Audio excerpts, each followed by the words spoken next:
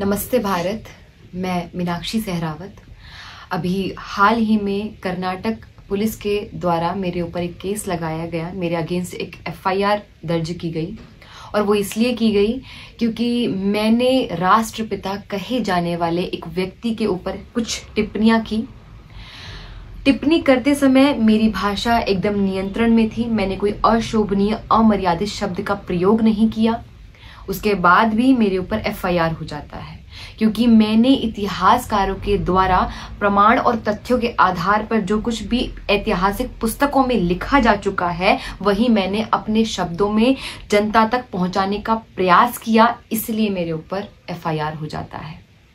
आप विचार कीजिए कि भारत जैसे देश में एक पंजाब क्षेत्र के सांसद भगत सिंह को आतंकवादी कहकर पुकारते हैं। हमारे देश में वीर सावरकर को गालियां दी जाती हैं। हमारे देश में प्रभु श्री राम के होने के बार बार प्रमाण मांगे जाते हैं। हमारे देश में श्री कृष्ण के चरित्र को बार बार गिराया जाता है, उनके चरित्र का दोहन होता है, लेकिन ऐसे लोगों पर कोई एफआईआर दर्ज नहीं की जाती है।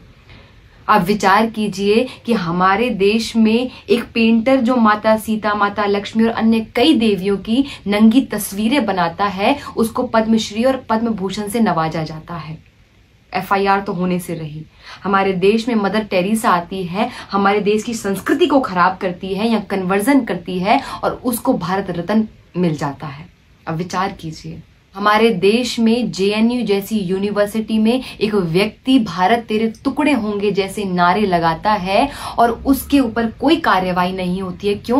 क्योंकि उसके पास फ्रीडम ऑफ स्पीच है, फ्रीडम ऑफ एक्सप्रेशन है, वो अपनी भावनाओं को व्यक्त कर सकता है। लेकिन मेरे पास ना फ्रीडम ऑफ स्पीच है, ना फ्रीडम ऑफ एक्सप्रेशन है, ना मेरे पास कोई प्रश्न करने का अधिकार है। और ये प्रश्न केवल मेरा नहीं है, मेरे जैसे कई लोगों का है। क्या कि किस दस्तावेज में कहां ये लिखा हुआ है कि ये व्यक्ति भारत का राष्ट्रपिता है? ये कहां लिखा हुआ? ये प्रश्न कई लोगों का है।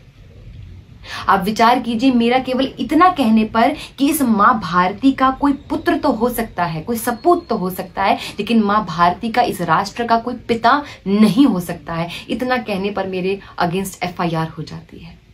और मैंने देखा कि जब ये केस मेरे ऊपर हुआ तो कई रिपोर्टर्स ने और कई जगह ऐसी हेडलाइंस आई कि नॉर्थ की एक वक्ता ने इस प्रकार का बयान दिया है। हमने कब से अपने आप को इस प्रकार से नॉर्थ और साउथ में बांट लिया? बॉर्डर कब हमने खींच दिया? मैं नॉर्थ, साउथ, ईस्ट, वेस्ट नहीं हूं। मैं एक भारत की बेटी हूं। भारत की बेटी के ऊपर ऐसा कुछ हुआ है, भारत की बेटी के साथ ऐसा कुछ हुआ है, तो पूरा भारत मेरे साथ होना चाहिए। तो अपने आप को इस प्रकार से ना बांटा जाए।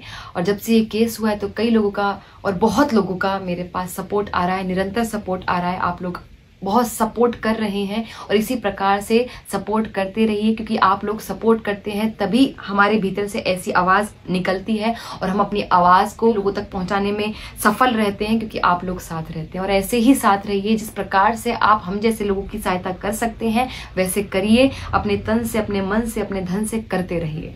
और सबसे बड़ी बात कि जुल्म के साए में फिर लब खोलेगा कौन? यदि आज भी हम चुप रहे तो फिर बोलेगा कौन? तो हमें चुप नहीं रहना है, इसी प्रकार से अपनी आवाज को उठाते रहना है। नमस्ते, हरे कृष्ण।